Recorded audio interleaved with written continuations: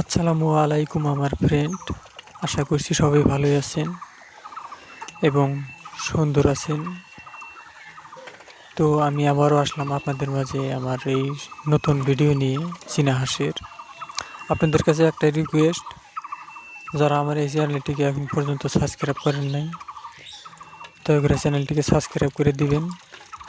অনেকেই দেখা গেছে যে ভিডিও দেখে কিন্তু সাবস্ক্রাইব করেন না আপনারা, তাই আমি আবারও বলছি আপনারা চ্যানেলটিকে দয়া করে সাবস্ক্রাইব করে দিবেন। আমার চীনা হাঁসের নতুন ভিডিও ডেইলি আপলোড করা হয়, আপনারা ছাড়ার সাথে সাথে পাওয়া যাবেন, আপনাদের উপকৃত হব। আজকে চীনা হাঁস নিয়ে আলোচনা করব, আপনারা চীনা হাঁস পাইলে কীভাবে লাভবান হবেন আর চীনা হাঁস পালনে কী মানে সুবিধা, সেই বিষয়ে আজকে আলোচনা করব।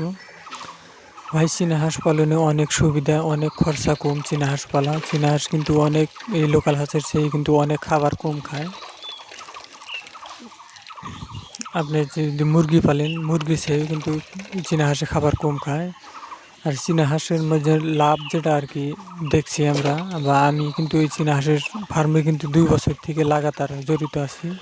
চীনা হাঁসে কিন্তু অনেক লাভ। আপনারা যদি পালতে চান তাহলে পালতে পারেন, বেকার না বসে থেকে। হয়তো যদি কেউ যে কিছু একটা করি, তাহলে কিন্তু আপনারা চীনা হাঁস পালতে পারেন। আর চীনা হাঁস পালার সুবিধা হলো, যদি আপনাদের বাড়িতে কিন্তু পুকুরি না থাকে, তাহলে কিন্তু আপনারা চীনা হাঁস পালতে পারেন, কোনো অসুবিধা হবে না। খালি ওদের যেটা মানে গোসল করা জায়গা একটা বানিয়ে দিলে হবে। তাছাড়া কিন্তু ওদের পানির কিন্তু দরকার হয় না, ওরা পানিতে নামতেও চায় না বেশি। আমার কিন্তু পুকুরি টুকুরি কিছু নাই, আমি কিন্তু চীনা হাঁস পালতেছি, কোনো প্রবলেম হয় না আমার। তো আপনারাও যদি পানির ব্যবস্থা না করতে পারেন, তাও কিন্তু আপনারা চীনা হাঁস পালতে পারেন। আর চীনা হাঁস কিন্তু অনেকেই আমাকে প্রশ্ন করে, চীনা হাঁস কখন ডিম পারে। ভাই, চীনা হাঁস রাতের শেষ রাতে ডিম পারে, বা সকালেও অনেকগুলা পারে, হয়তো 6টা-7টার মধ্যেও ডিম পারে। তো আপনারা চীনা হাঁস যখন ছেড়ে দিবেন, হয়তো 7টার সময় ছেড়ে দিবেন, তখন দেখবেন যে ওদের ডিম পাড়া কিন্তু ক্লিয়ার হয়ে গেছে, তারপরে আর কোনো প্রবলেম হয় না।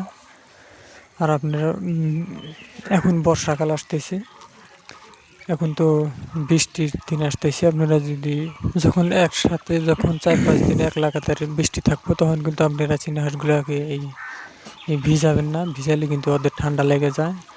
ঠান্ডা লাগার পরে দেখা গেছে অনেক কিছু ওদের রোগে কিন্তু অ্যাটাক করে, মানে একটার থেকে আরেকটা হয়ে যায়। তাই আমি বলছি, চীনা হাঁসকে মানে বৃষ্টিতে লাগাতার ভিজাবেন না।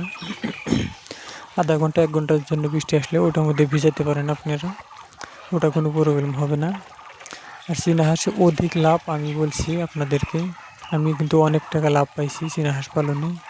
তাই আপনাদেরকে আমি আবারও বলছি, যারা বেকার বসে আছেন তারা কিন্তু চীনা হাঁস পালতে পারেন, চীনা হাঁসে প্রচুর লাভ। আর চীনা হাঁসের একদম বেমার নাই বলতেই চলে। আর চীনা হাঁসের কী কী বেমার হয়, ওইটা আমার চ্যানেলের ভিডিও মধ্যে দেওয়া আছে, আপনারা চাইলে দেখে আসতে পারেন, আপনাদের উপকৃত হবো। বা যারা নতুন চীনা হাঁস পালতে চান, তারা কিন্তু ওই ভিডিওগুলো দেখবেন। একবারে হুট করে কিন্তু চীনা হাঁস পালন তৈরি করবেন না বা শুরু করবেন না, তাহলে কিন্তু লস খেয়ে যাবেন। চীনা হাঁস পালতে গেলে অনেক কিছু আপনাদের জানতে হবে, কি কি খাওয়াইতে লাগবে, বা ওদেরকে দেখশনটা কীভাবে করা লাগবে, ওগুলা সব আপনাদের নলেজে থাকা লাগবে, নাহলে কিন্তু লস খেয়ে যাবেন। আর চীনা হাঁস কিন্তু আপনারা যদি পালেন, তাহলে কিন্তু ডিম বিক্রি করা যাবে না। ডিম বিক্রি করলেও লস খাবেন, আপনাদের বাচ্চা উৎপাদন করা লাগবে। আর বাচ্চা উৎপাদন যে করবেন আপনারা, এটা কিন্তু ইনকিউবেটারে কিন্তু আপনারা চীনা হাঁসের বাচ্চা ফুটাতে পারবেন না।